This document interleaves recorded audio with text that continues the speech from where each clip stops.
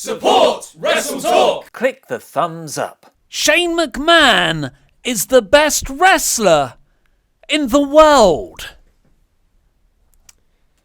The whole wide world.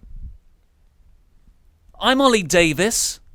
This is Luke Owen. Well, at least I think those are right. I don't know what's right anymore. Welcome to the Wrestle Ramble Crown Jewel Review Edition, which, if there was any way to get us to stop thinking and talking about all those controversial, nasty things going on with WWE and Saudi Arabia, like the women's rights, like Sami Zayn not being allowed, like the murder of Jamal Khashoggi, the Washington Post journalist, putting on one of the most bonkers pay-per-views of all time, well, I would say of all time, since this year's WrestleMania, is a hell of a way to do it. We're going to kick off with just one of the many ridiculous things that happened on this show, and that is that Shane McMahon won the final of a tournament he was not in and did not compete in for the majority of the night. He only came back 2 weeks ago.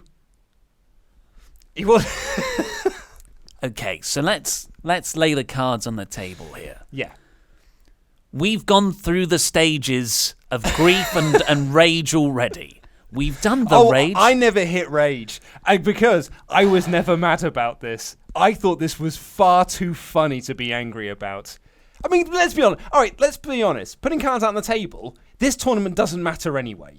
Yeah. Like, it was never like whoever won this tournament was going to get a massive push out of it. It's not like whoever won this tournament was going to get a future title opportunity. The whole tournament didn't matter. It was there to fill time on a pay-per-view that was really only there for the main event. So, really, none of it mattered. So, for me, this was freaking hilarious. This was so funny. Yes, in a very sad jokes on us kind of way. Absolutely. Like, WWE trolled us hard. Yes. This whole decision was done because of people like you and I, because of the people like Cultaholic, because of the people who sit there and go like, God, Shane McMahon's the worst. He's just awful. No, and then they went there. I was like, no, he's the best in the world. No. Do you see what I think? That's a fun way of looking at it. I think there also might be an element of this is a good idea. Well, in fairness, it did get a pop from the crowd. The crowd were quiet for quite a lot of this show. But when Shane McMahon got in the ring, there was a chant of, this is awesome. He did get a massive pop when his music hit. The crowd did react to him winning the match. So, in some respects, it did work. Right? Like, it worked some way. So, should we break down? The other part is, how has this been built? Quite ridiculously so, by not just saying it's the World Cup. It is the World Cup to determine the best in the world. Yes. That is kind of its actual name, because they say that tagline along with saying the phrase World Cup every time they promote this match. So it is ingrained into you. Okay, and I'm not saying that okay. When the graphic came up with Shane McMahon holding the cup and it says, Shane McMahon, World Cup winner, best in the world. Yeah. I was roaring with laughter. We were all laughing a lot. It's like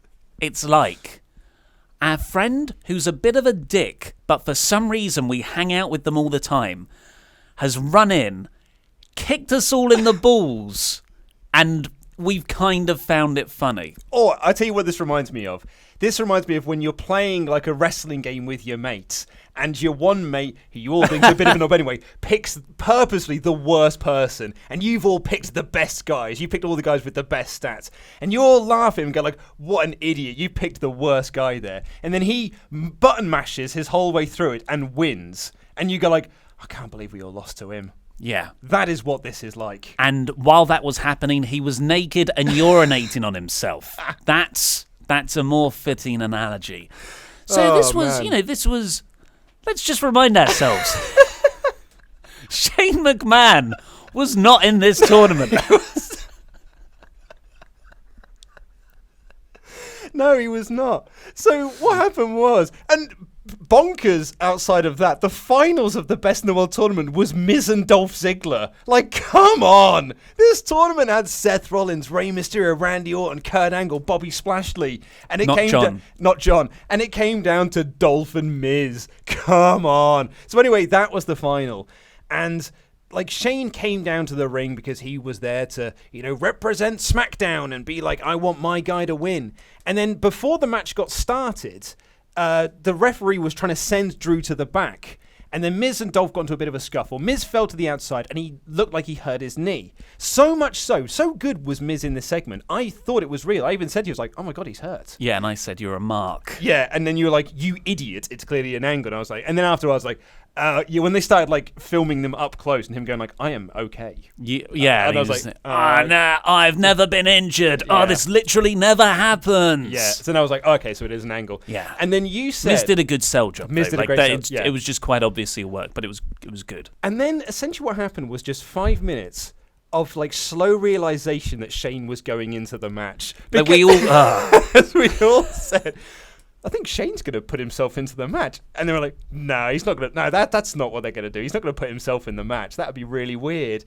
And then it was just like, it was like a ticking time bomb. The seconds it was like, passed, they're not going to do it. They're not going to do it.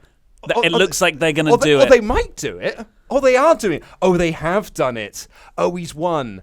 It was because like Shane McMahon's arguing with the referees, like talking to Greg Hamilton, the ring announcer, saying we're gonna like Miz is gonna have to forfeit this match. It's gonna go to Dolph, and Baron Corbin's there, Raw general manager, going ha ha ha ha. The Raw general manager and the SmackDown commissioner, because the other authority figures are women. So and like there are so many things to unpack here. The host was Hulk Hogan. That's one of the other things that happened. Why isn't he out here? This is the only host-like job he had, really. Yep. But he's just opening the show, nothing else. He literally he flew all the way to Saudi Arabia to say hello. I'll be there for you, brother. And then left. There was like, you need to say dude, brother, Jack at least 3 times each, then you can go. We just had to compose ourselves for a minute there.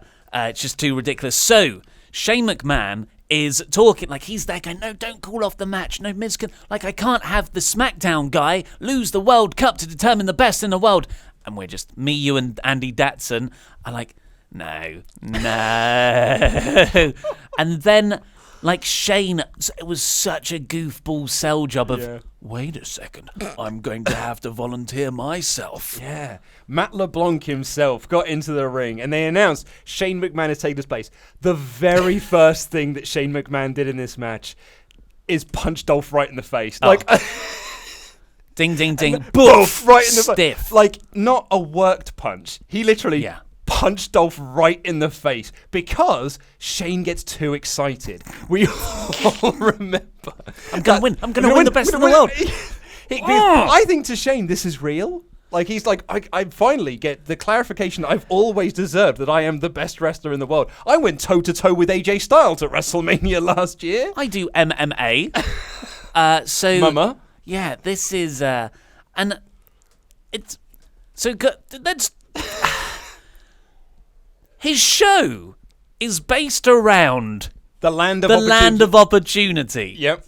Because we were like, well, at one point we said, maybe he's going to bring back someone else. Maybe it'll be a surprise entrant into the Best in the World tournament. And then, no, it was Shane. Get a pop for Rey Mysterio. Yeah, or a complete surprise, like someone from the SmackDown side, an R-Truth or something like that. And he can come out and just have... R-Truth versus The Miz. That's actually something that's been built up on TV. Ziggler. Oh, yeah.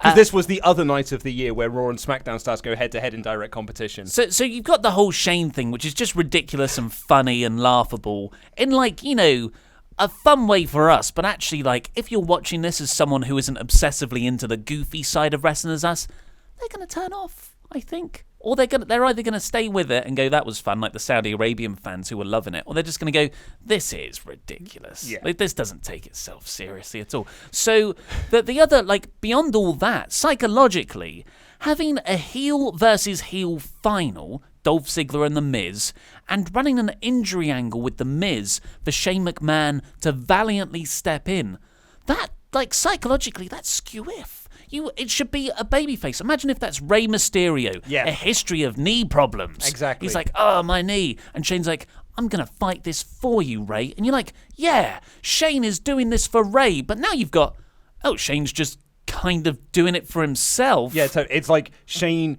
It was what Kevin Owens has been saying all along. Shane McMahon is an egomaniac. He's made the whole show about him.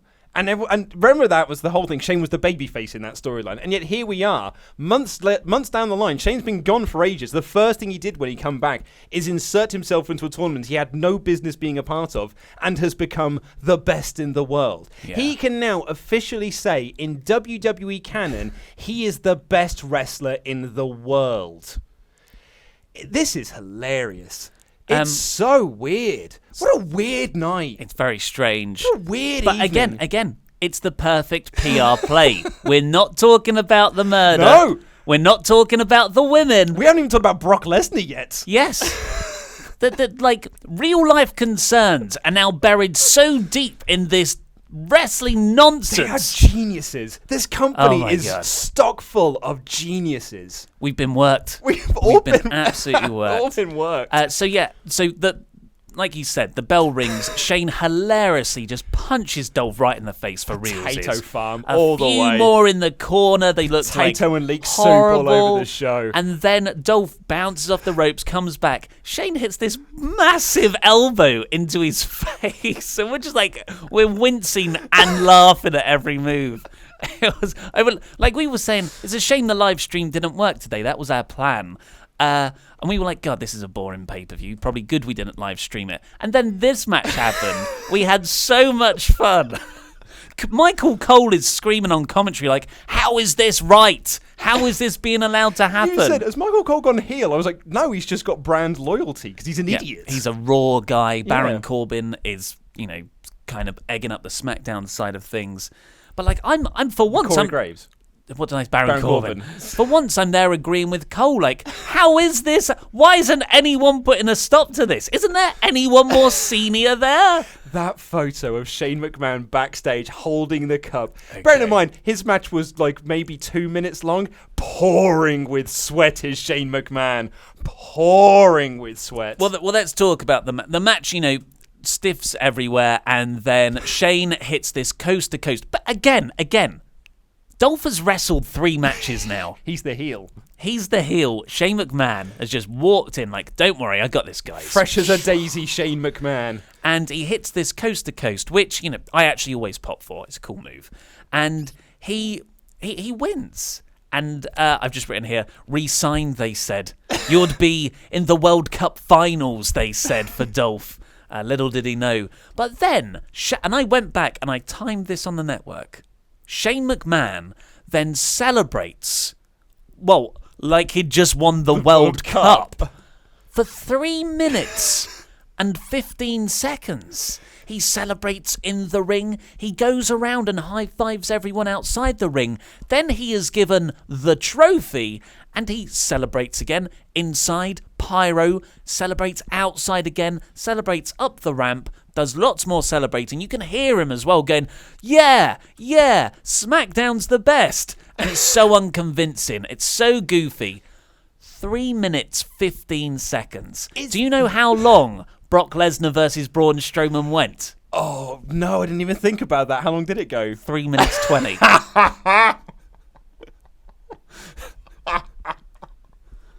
This show was incredible at the end of the day. Oh, for all the wrong reasons, like. But, sorry. Shane is Crown Jewel's Nicholas. This is WrestleMania 34's Nicholas angle. Is this a storyline? Is this going to build to a storyline? Or is this just going to be forgotten about come Tuesday? I don't know where they go from here. Like, because Survivor Series, there is a Raw versus SmackDown element to this. There's the whole Baron Corbin thing. So, how does Shane play into this? Maybe Baron wants the World Cup back. And that's what the Survivor Series thing is actually for. Or, I can actually almost see this being quite a good bit of character for Shane McMahon. Imagine if he's always walking around backstage with the World Cup.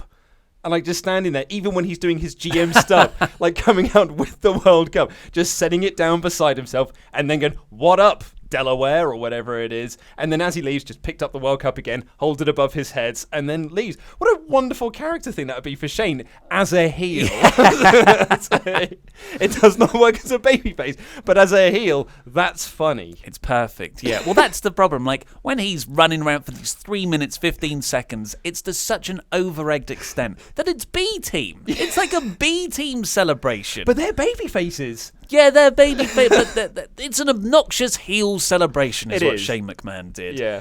And I just, like, either we all wake up from this weird dream where Hulk Hogan was there and Brock's champion again and Shane McMahon is the best wrestler in the world, and that particular part isn't canon, and we just move on.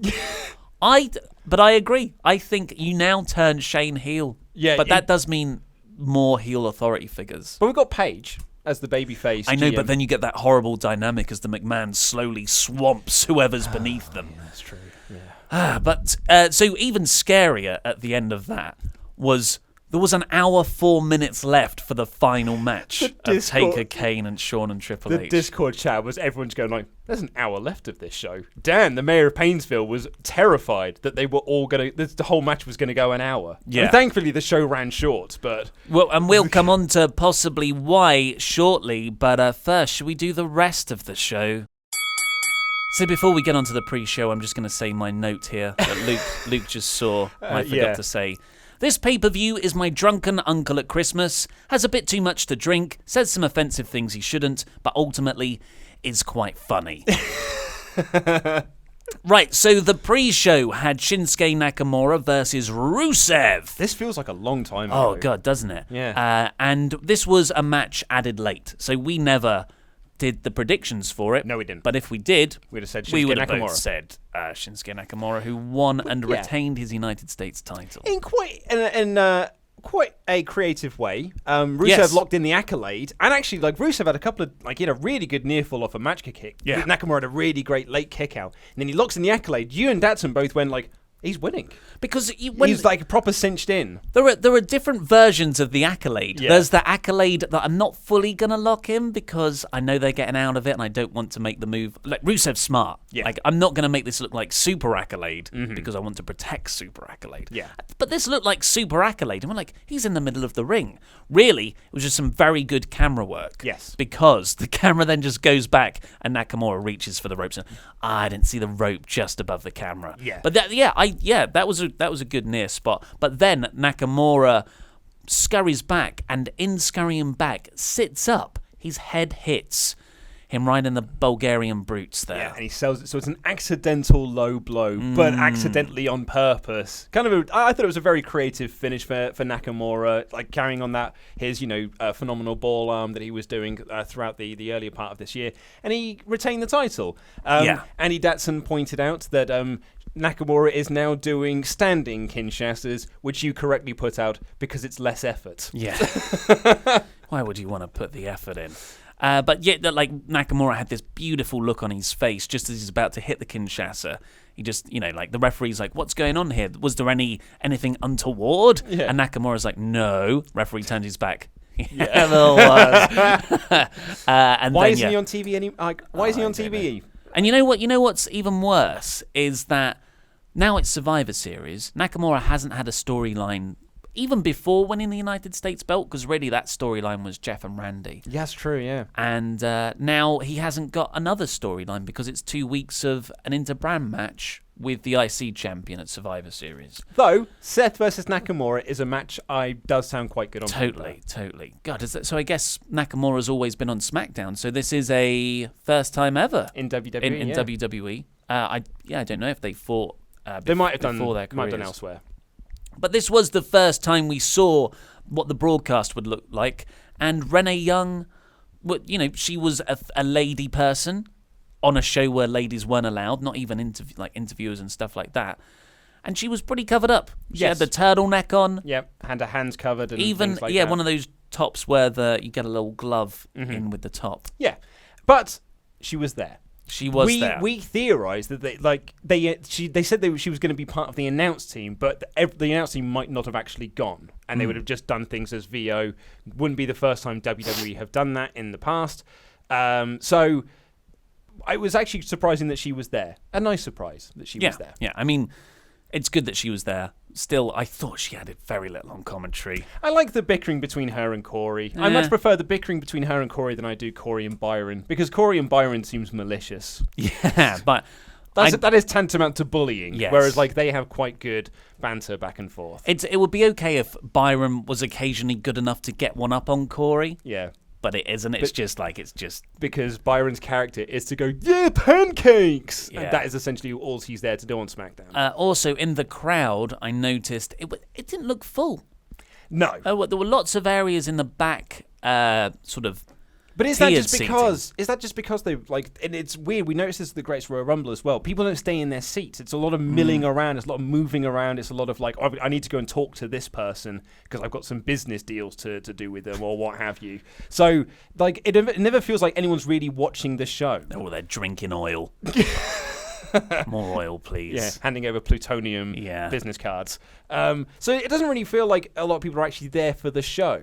Like they've just taken their kids there and it's like, well, you go off and enjoy the thing now. I've got to go and speak to this person over here. Yeah. Like a business function. Yeah. That happens to have wrestling. Which is crazy because those seats look really comfortable. Oh, again, they were like the sofa set. So comfy. Why would you leave those? Well, we said like I'd snuggle down. I'm always terrified to go to a WrestleMania show because it's like 12 hours long and you've got to sit in those seats for 12 hours. Yeah. If I'm going to sit on a long WWE show, I want it to be comfy.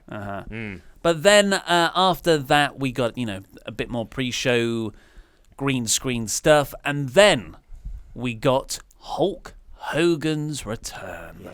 In the arena itself. He comes out and he just like says Hulkamania is stronger than ever right here in Saudi Arabia. Right here at Crown Jewel. Yeah, he never said in Saudi Arabia or mentioned the building. I'm presuming because he didn't know where either what the country was or what the building was called. So he just kept looking up to the screen and seeing Crown Jewel and be like, I know that word, brother. I'll just say that. The Silver Dome. It's just like someone's always on the back of his shoulder going, it's the Silver Dome.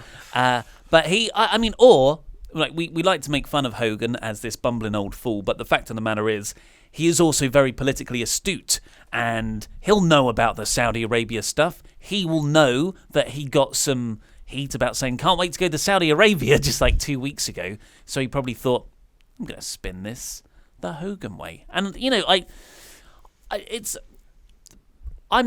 me personally, I'm not offended by him being back. I can see why people are. I can see why people aren't. I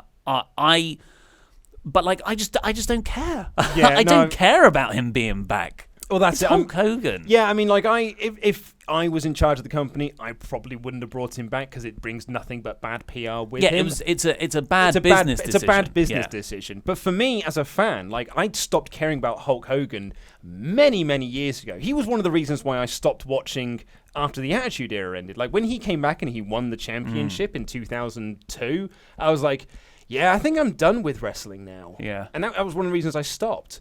So, that and Raven leaving. So, I just, I don't really care about Hogan. Yeah, he's, and it's not like he's as a character that's evolved.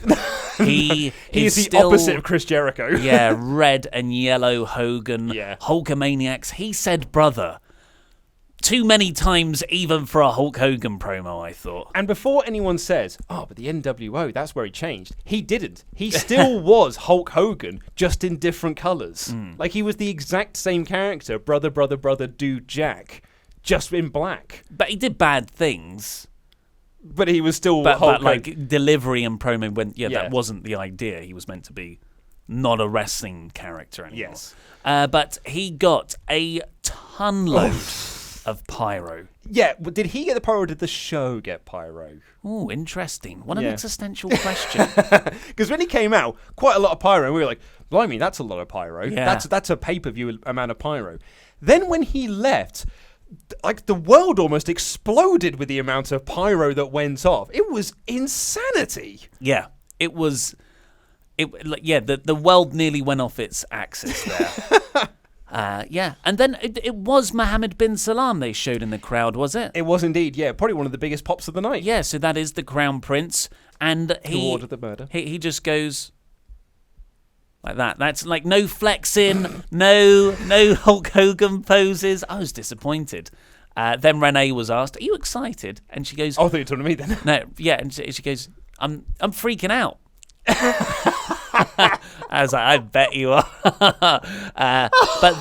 But then we got Rey Mysterio versus Randy Orton. So this was the first match of the World Cup. So all the way back in the quarterfinals? Yes, big quarterfinals. On the SmackDown side of things. And I as boring as a lot of these were, I love one-night tournaments. Yeah, no, I completely agree with you. Yeah. And I would say this was the second best match of the tournament. Yeah, I'd agree with that. Yeah. This was... Rey's so good at being a babyface, and I thought Orton was just lapping up the heat.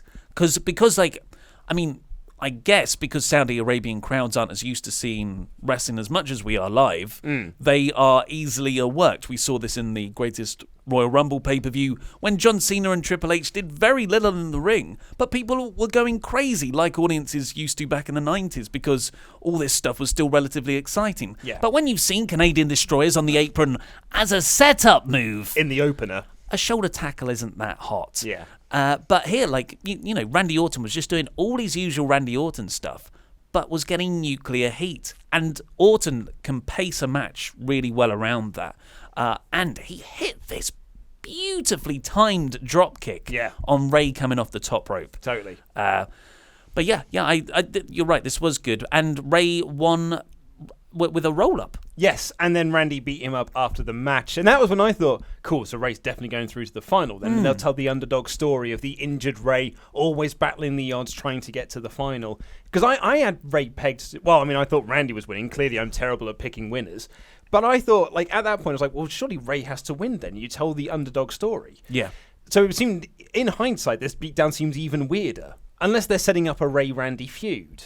Yeah, which is what we've been speculating on for a while. Yeah. But you're right. The whole Miz or my ankle thing does come out of nowhere because that was not set up. No. But if that was Rey, who had been beaten up here, and then, you can beat him up, but Miz can go after him in the second match, and he finally succumbs right out the gate here, maybe after an attack by Drew. Yeah. That makes so much sense. Also, speaking of the Miz thing, why didn't they play up on his larynx injury? Rather than sell the ankle, why didn't you do that instead? Because that was something that happened genuinely, and they were like, plans. No, let's just carry on with the plans. Tunnel vision.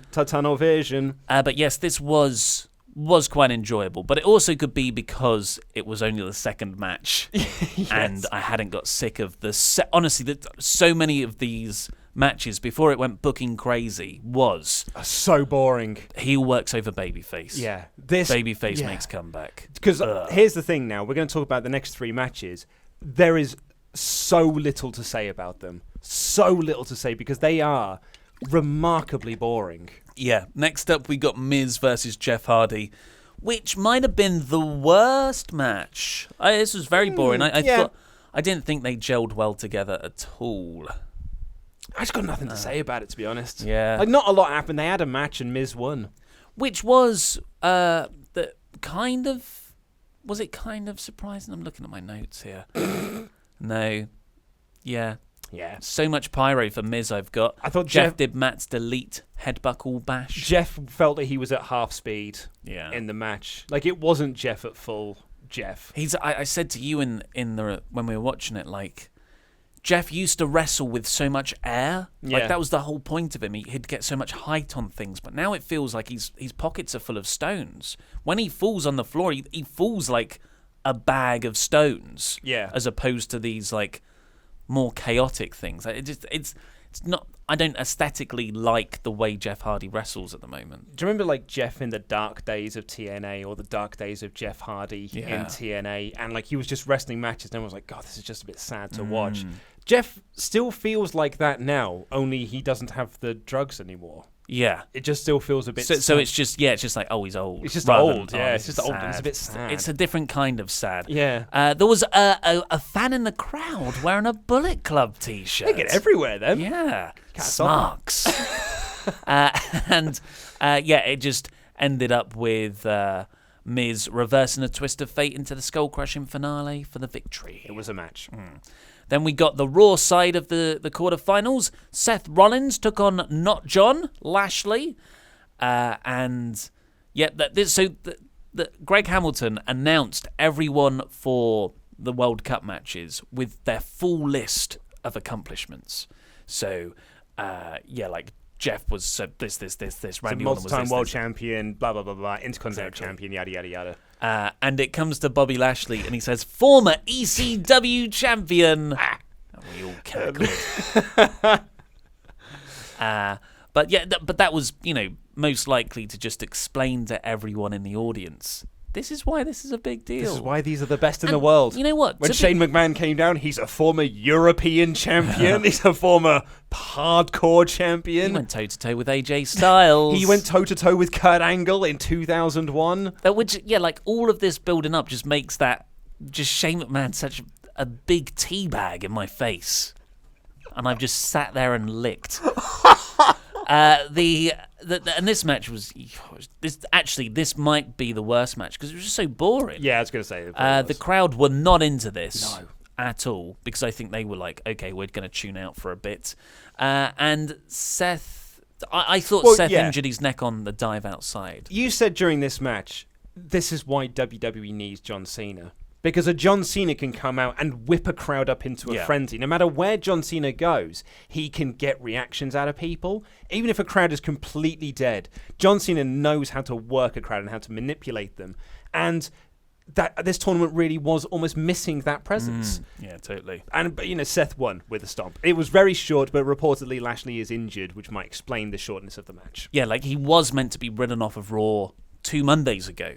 But then Cena said, I'm not doing Crown Jewel, so they had to kind of give him a win this week. It'd be interesting to see where Lashley... He lost this week. Oh, Finn by won DQ. By DQ. It'd be interesting to see where he goes from here, because we might not see Lashley for a while if he's going to recover from this reported separated shoulder. And finally, to see out the Raw semis, no quarters, we had Dolph Ziggler versus Kurt Angle. Which Dolph won. Yeah, this was surprising. We said on the prediction show, God, Dolph's only here to take a pinfall. He got through to the bloody final. He nearly won the thing. It's, even Miz didn't get through to the final. No. It's what a waste of Kurt Angle. Right? What was all the stuff he had, like the Conquistador stuff, the stuff he was doing with Baron, absolutely none of that played into anything in this tournament. That was all for naught. Yeah. And he just got knocked out. I think Drew got in there. He might have cost Kurt the match, but so long ago. But man, I was genuinely really surprised. I thought they were going to do Kurt Seth in the semi-finals. Oh yeah. Well, so I thought that, but at the same time, I appreciate them holding off on that match. Yeah. So there's that as well. Mm-hmm. I would hate the Kurt Seth match to be just this semi-final thing. In a non-factor tournament. In this thing. So I'm kind of glad in a way, but at the same time, what a stupid decision to have Kurt here in the first place. He was there to be a name, I guess. Yeah. Real shame. He's an Olympic gold medalist, Crown Prince. Yeah, and a former world heavyweight champion, yeah. a former they didn't mention he was a former WCW champion. They mentioned Lashley was a former ECW champion. He's a 2-time WCW champion. Kurt. Yeah, he won it during the Invasion. Oh, right. Twice, no less. Because they were just... There's a point. During the Invasion, the Attitude Era podcast brought this up recently. Mick Foley cut a promo leading up to the Survivor Series before the Invasion was over, saying, if you don't have a championship at the moment, there's something wrong with your career, because everyone was just winning belts. He's like, we're living in a world where Test is a double champion. Not much to say about this match other than Dolph likes sleeper holds. Yep. Ask him. And that Kurt did some good Germans, angle slam kick out. After that, which then Kurt goes, son of a bitch, and takes his things off, takes his straps off the... just off mic, and he gets Dolph in this ankle lock in for ages, and we were just like, well, this is the finish. Nope, Dolph manages a zigzag out of that. Yeah. It doesn't exactly make Kurt look great. At this point, I'm like, I need to restock on tissues because I got a bit of a cold at the moment. I walk out for a bit, I walk back in, and then the New Day are on a flying carpet. And they What? came out, like they came out and then just like rose, and this flying carpet started going down to the ring, and I was like, God, this is moving slowly. It is going to take a while. Like, I've never heard so much of their entrance music. Yeah. It just kept going. It went on for a while, and so New Day came out quite. That was pretty spectacular. Yeah, it was good. Yeah, but in this pay-per-view, a minor footnote of ridiculousness. Yep, they wanted to see a whole progressive world. Then we got Big E and not Big E. What am I talking about? We got the Bar with Big Show, which I guess is just the Bar now. Still not clear on that. And I thought that this is the first match with everyone in the ring at least, being fit, current gen guys. Mm-hmm. And they still had a bit of a pedestrian match. Like, there was nothing to separate this from an episode of SmackDown. Really wasn't. It was there. Like, that's more or less you can say about it. It was there. Really good near fall at Kofi's the end. great. Yeah, that was my only note from this match. Really, Kofi's very good. Yeah, there was a really good near fall where Kofi double stomps Sheamus off of Big E's shoulders, but Cesaro just in time. His timing's excellent for stuff like that. Breaks up the pin. And the finish was Big E's whipped into the corner, into the ref, but the ref was like, no. But Big Show knocks out Big E behind the referee's back, and Brogue kick for the win. Nowhere near the level of match these guys can have. This is New Day in the Bar. Like, these guys could have an absolute barn burner. But it was, at this point in time, it was a match. Yeah, this feud so far has not been New Day Usos. No. Not in the slightest. It should be. Like, there's no reason it can't. But in fairness, though, nothing in the SmackDown Tag Team division has been New Day Usos from last year. Which is crazy because everyone's so talented in that division. They've got an amazing set of tag teams on SmackDown, but like, clearly Vince just isn't into tag teams at the moment. You can tell that on bloody Raw because their tag team champions are feuding. Yeah, but they might be making a new group. I don't know. We'll see what happens there. Then we got the semis of the World Cup to determine the best in the world. The first was Miz versus Rey Mysterio. Miz cuts a backstage promo with Byron Saxton before this. Yeah, I missed this because I went to go make a cup of tea. So he was really, really hoarse. His voice was like this when he was cutting the promo. Like a Kane promo. Yes. And he blames it. Like he said, I'm going to come out and I'm going to win even though Jeff Hardy just mule kicked me in the throat. And he said, so that's the reason he was so hoarse. And it seemed genuine. Yeah. And I can believe it. Yeah, and you're like, that sounds pretty Jeff Hardy wrestling. Yep, it really does. Because Jeff's like, my feet are going here. If your throat's in the way, that's your fault. So I actually quite like Miz and Rey together. Absolutely. I enjoyed their match on was it SmackDown 1000? It was like the Miz TV segment. Yes, it was. Was that SmackDown 1000 or the week after? Well, that was a week after. It was a recent episode of SmackDown. I think, like, for Miz's style of wrestling... Yes, it was, because Rey Nakamura was SmackDown 1000. Of course, yeah. So Miz's style of wrestling, I think Rey is a very good opponent for. Yeah. It just, like, Miz matches in ring aren't spectacular, although he did have some very, very good ones over the last year period.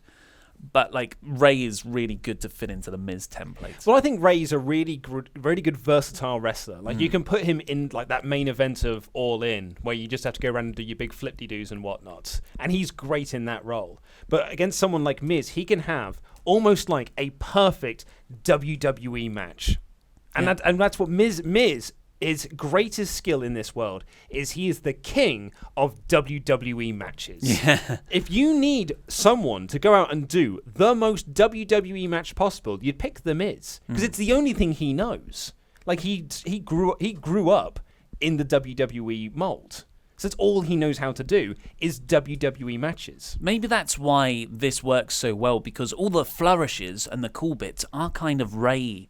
But, like, for some reason, that complements Miz's style really well. There's a bit right at the start where Miz throws Rey out under the bottom rope, and Rey just did, like, this really cool tumble and landed on his feet. And I was like, that was awesome. Yeah. And later on with the alley-oop and stuff. Mm-hmm. So, yeah, I enjoyed this. And it was, what a bunch of false finishes. Yeah, because it really we was. all thought Rey was going to win. Yeah. And you had...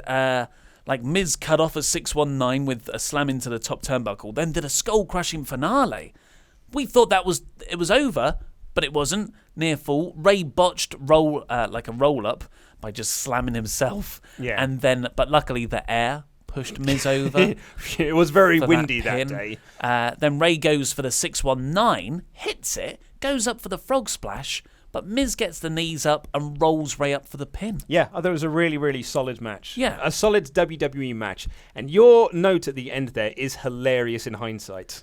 Yes. Because then we're like, okay, Miz is going through to the final. So he's either the best in the world or he's getting fired and going to Raw. So we were like, maybe they put him because they need like a main event heel to go over onto the Raw side of things. Maybe that's why he's in the final. If only we knew. If we only knew what was coming in our wildest dreams. But then we got fever dreams. Easily. Well, this was the best. This had the best match of the night in it. Yes. It just had about 80% of sleeper holds before it. Yeah, eventually this got very good. Yeah. Eventually. And at the start of this, because this is Dolph Ziggler versus Seth Rollins, so I didn't mean to cut you off there. So I didn't mean to cut you off. So Dolph Ziggler versus Seth Rollins, and at the start of this, I just thought to myself, I cannot watch these two I can't watch these two have another match. Yeah. It feels like they have had 800 matches this year, and I feel like I've watched all of them.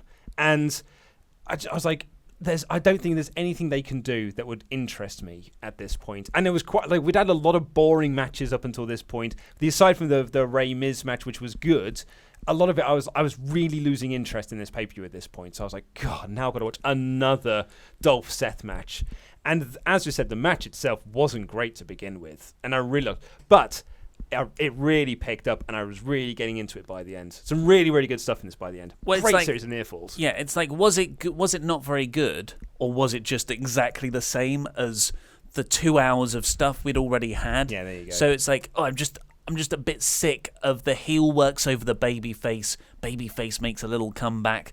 Back into the sleeper. Like, it's not exciting to me. Maybe for 1 or 2 matches, but not for 2 hours. Well, that's it. Well, we've always said this about WWE, is that they don't have the variety like other wrestling promotions have. When they put together a show, you have different flavors and spices in there to keep things flavorful.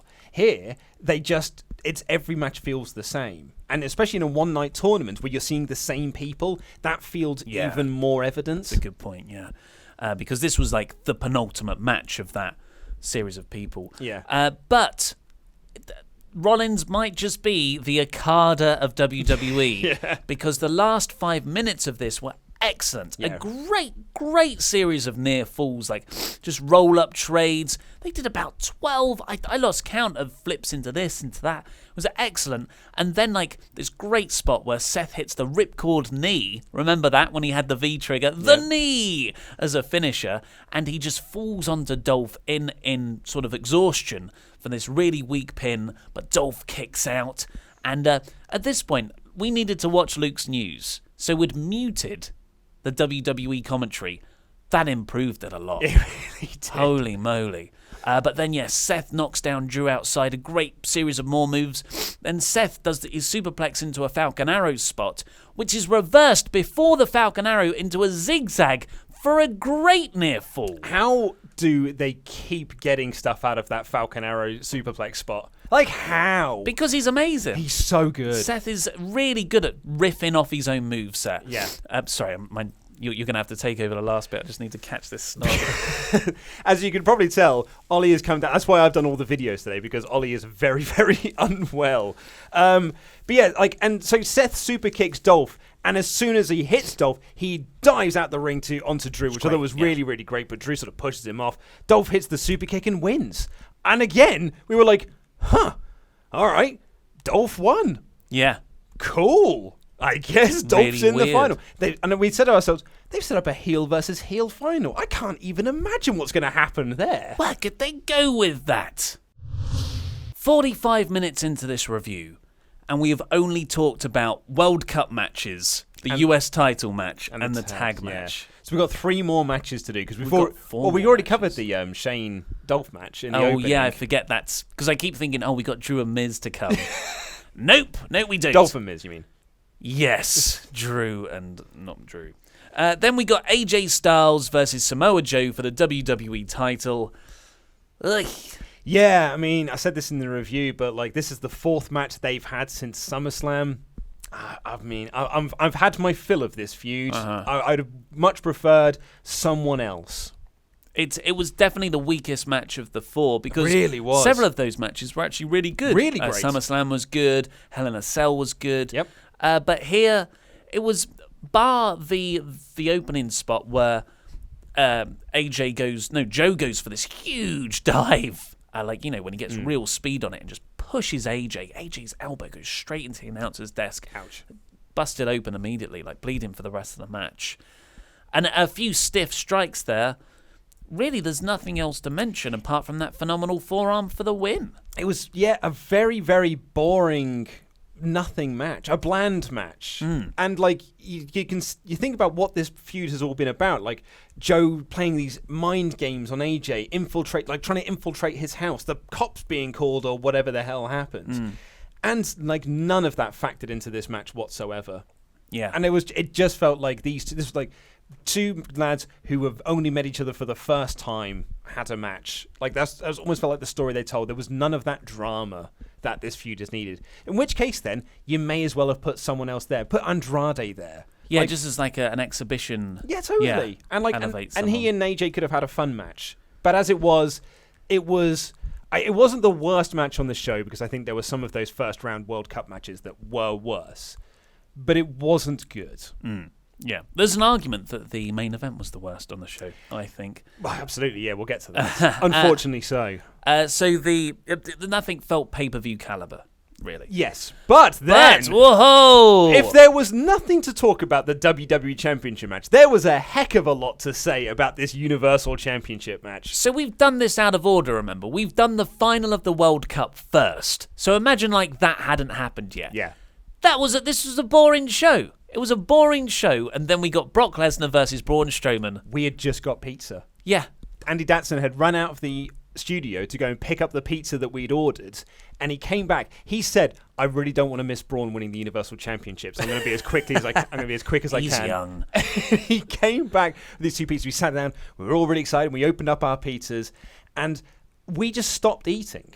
Because after a while, you were like, I couldn't take my eyes off what was happening on screen. And I kept saying to myself, I mean, he's not winning though, is he? But he's not winning. And then there was this little voice in the back of my head was like, but he is though. Oh, but he is though. I called it. You did. I predicted Brock to win in our prediction show. He always does. Yeah. We can sort of do a recap, but Luke's going to have to do it. I'm leaking again. So Baron Corbin came out first off with the Universal Championship, the vacant Universal Championship, and he was there to present the championship. And like Braun and Brock came down, they made their entrances, and they did the big introductions and things like that. And then Baron holds up the Universal Championship above his head, kind of like shows it to both the guys. And then as he's leaving, turns around and he hits Braun in the back of the head with the championship. And that was the first moment that we suddenly, where it was either you or Andy went, Brock's winning. And we were always like, no, surely not. And then he hit an F5. But match starts. Brock hits an F5, Braun kicks out. Brock picks him up, hits another F5, Braun kicks out. He hits another F5, Braun kicks out. I can literally do this match. Well, the third one was... No, he hit the third one. The fourth one was the one. Right. And then he hit the third one, Braun kicks out. He then does a fourth F5 to the outside, and because he can win the title on a count out because it's a vacant championship, which was quite a nice little moment. I thought it was a great spot. That was a great spot. Braun gets in before the 10 count. They get sort of into the corner. Braun gets one kick, and you're like, aha, here's where the comeback happens. Super Braun. But he runs into a fifth F5, and Brock wins. Brock Lesnar is your new Universal Champion. The man who we thought was gone after WrestleMania. The man we were for sure was gone after SummerSlam. The man we were very surprised to see come back at Hell in a Cell is your Universal Champion yet again. Of course he is. Of course he is. Of course he is. This match went 3 minutes, 20 seconds. It felt longer. In all fairness, because there was a lot of, like, after an drama. You could call it drama. Actually, no, I'll take that back. You can call it drama because it was. Because this was the match where I had my eyes glued to the screen for the most. It was nowhere near the awesomeness of Brock Goldberg at WrestleMania. It was nowhere near the awesomeness of Brock Goldberg at Survivor Series. It wasn't near the awesomeness of Brock Roman at WrestleMania a couple of years ago. Not this year's one, the other one. It was a bad match. But I couldn't take my eyes off it. Well, I don't know, because it's interesting. I couldn't take my eyes off it. That's all I can say about it.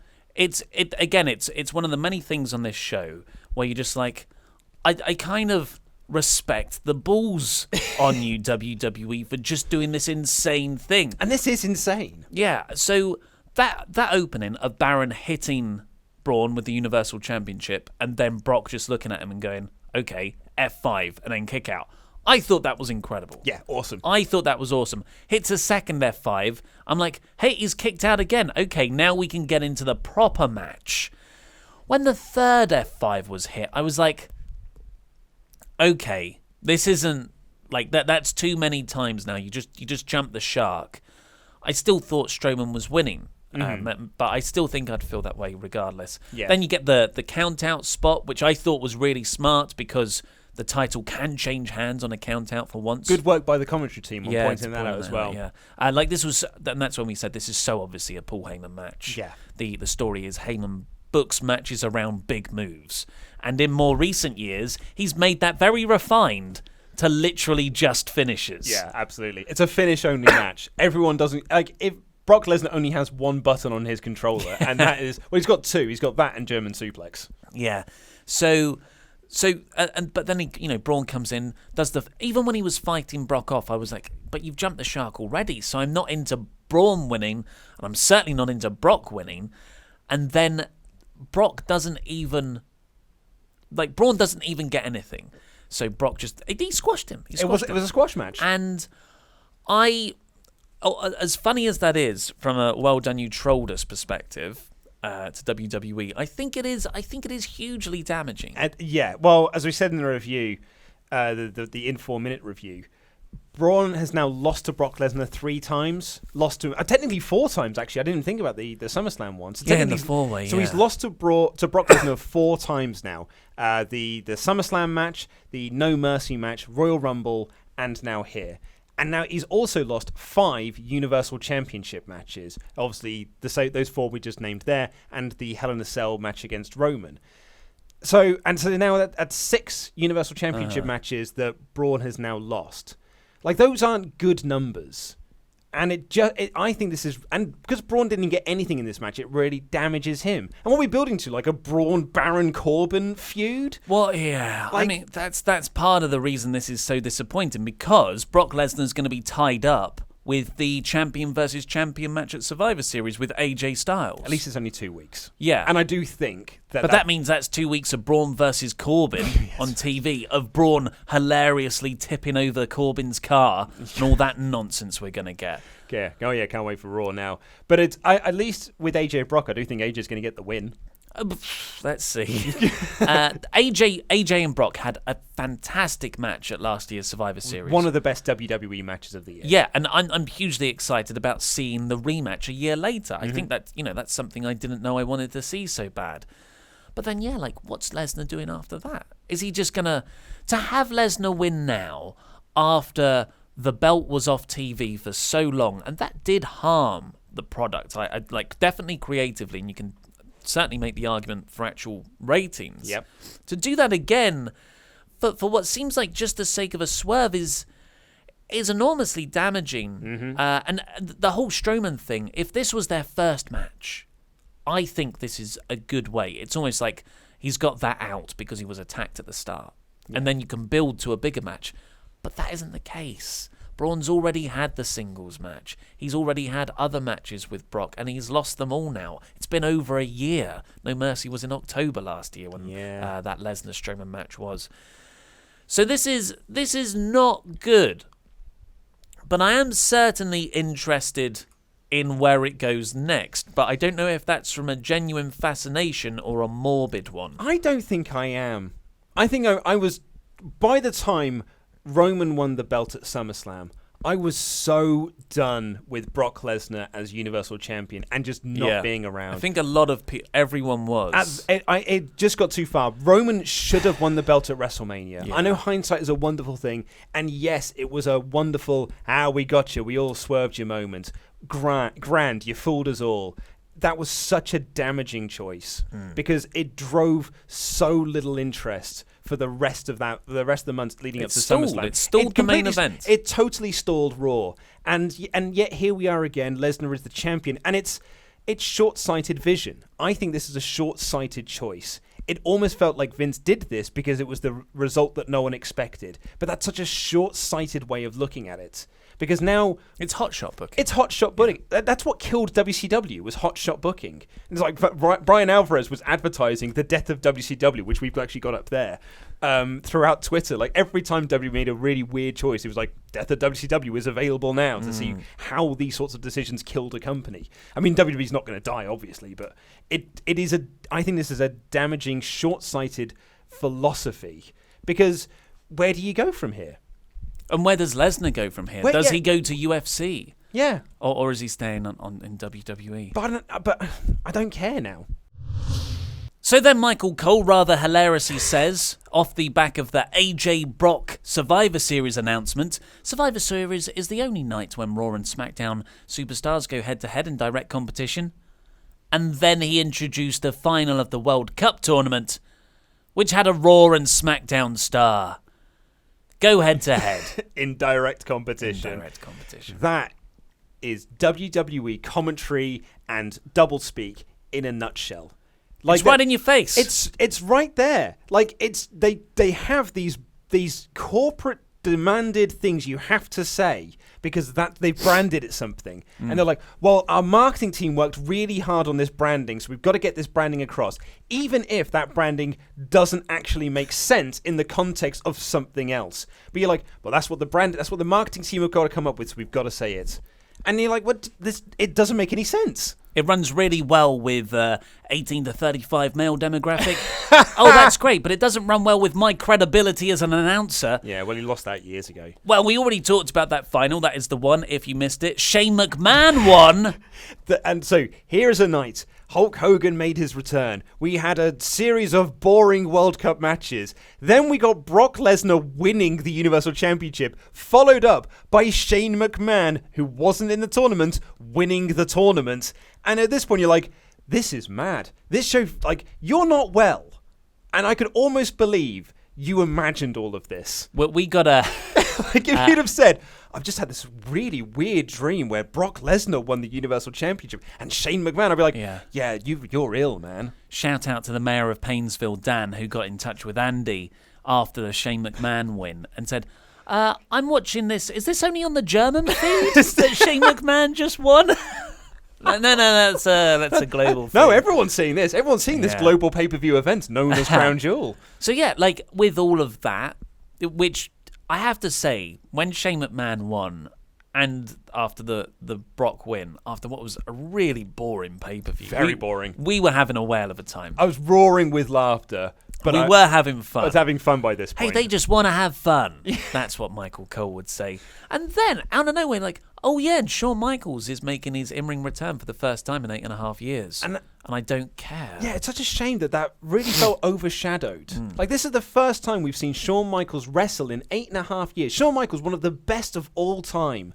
A man who... And that's not hyperbole. That's not hyperbole. He genuinely is. And he's stuck to his retirement. He's one of the few guys in this industry who are stuck to his retirement. He is done. He's not getting back in the ring. He has had money offers thrown at him time after time. He's always said no. This was the first time he said yes. And it's the one thing I didn't want to talk about at the end of this show. I want to talk about anything else, like all the other mad stuff that happened on this show. Yeah. And that's a real shame. That's such a shame. And then it doesn't help that this match suffered greatly by... Okay, so we think Triple H looked like he injured himself. You noticed it first because we got a message from one of our website writers who said, I think Triple H has broken his hand because he was gone for a long time. Like, Taker and Kane worked over Shawn for a long time. And I was like, this is really boring. This is a very boring match. And I didn't even consider it. Like, well, Triple H has been gone for a long time. And obviously, he shows up and he's not moving right. Like, he does these moves. Like, he charges Kane into the corner, but like he just moves his shoulders. Like, he shoulder tackles him in the corner, more or less, but like almost chest bumps. And that was when our website editor said, I think he's broken his hand. But you said, God, his chest looks weird. It was his left pec, or maybe his right pec. It was a pec.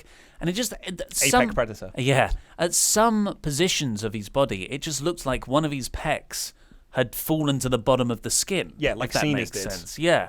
And that's a torn pectoral.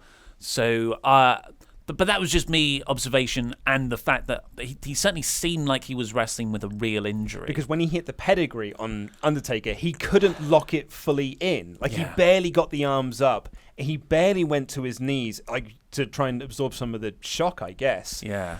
But the match really suffered from it. So we think where this injury happened was actually through some botches in of itself.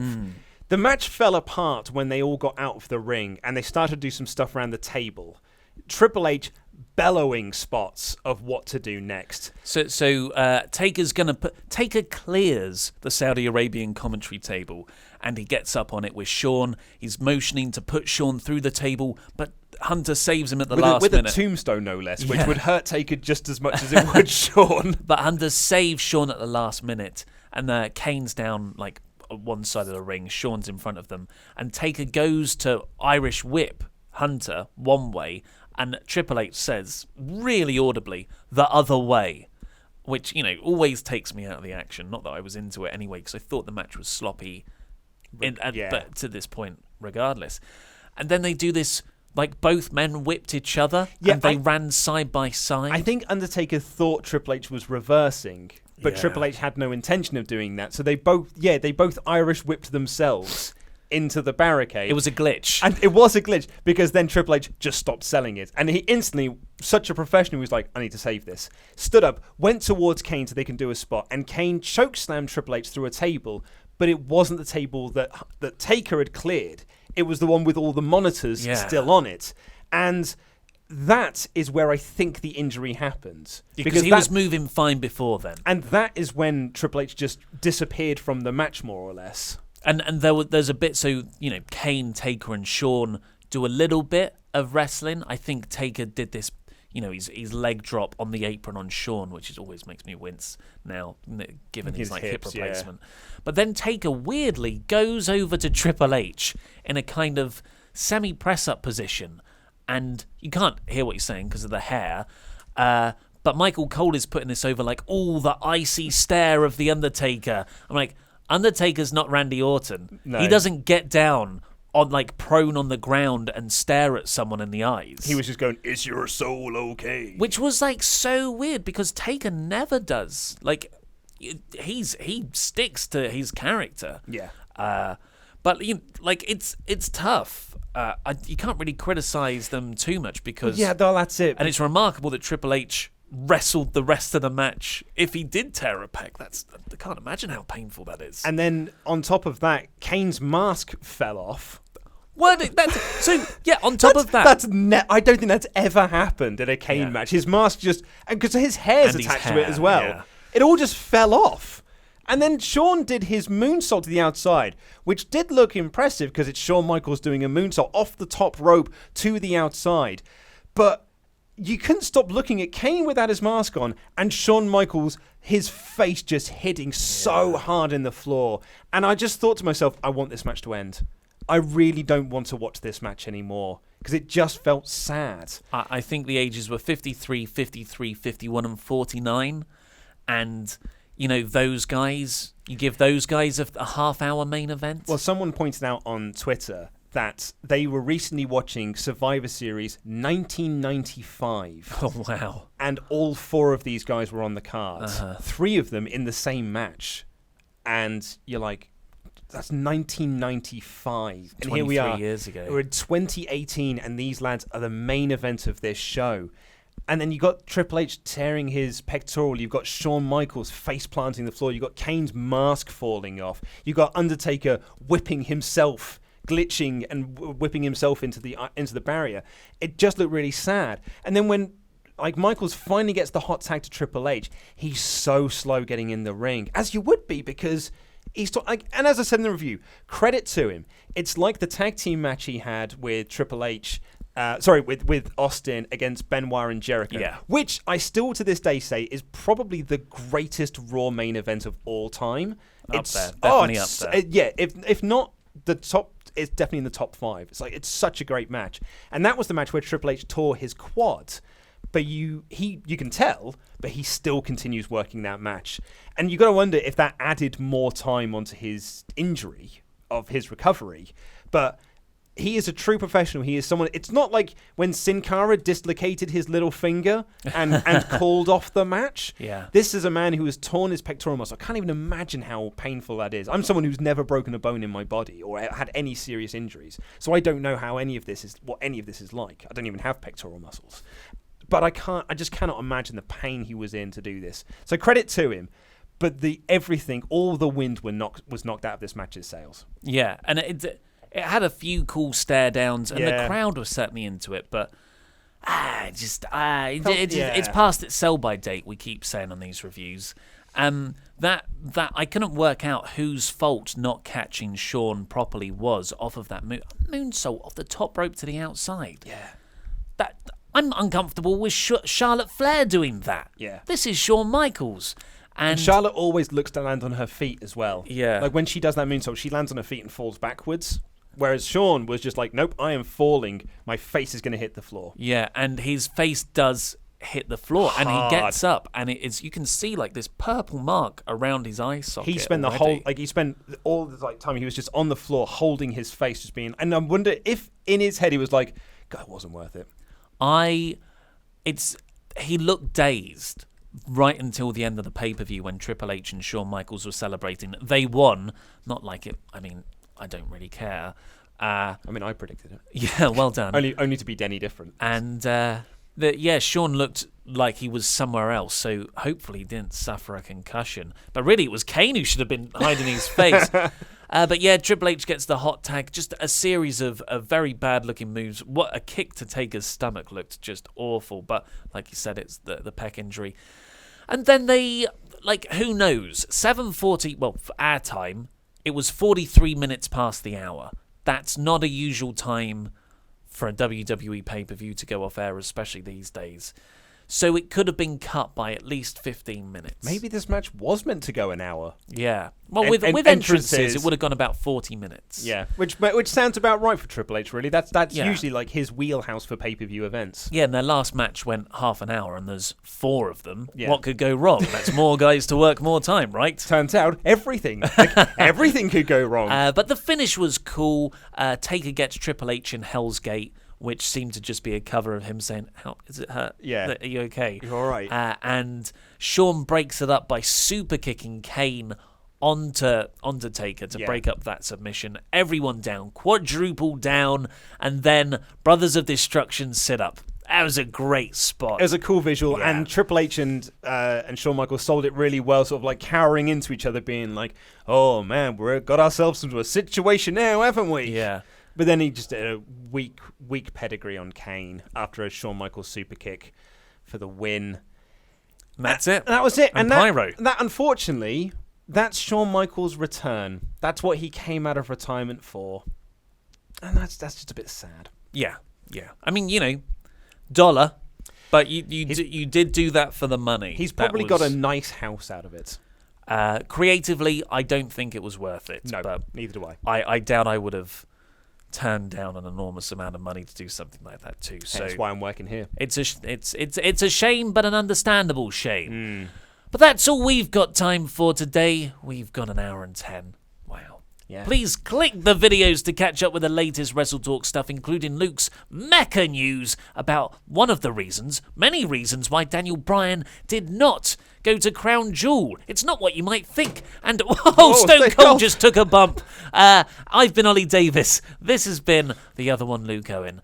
And that was Rambling.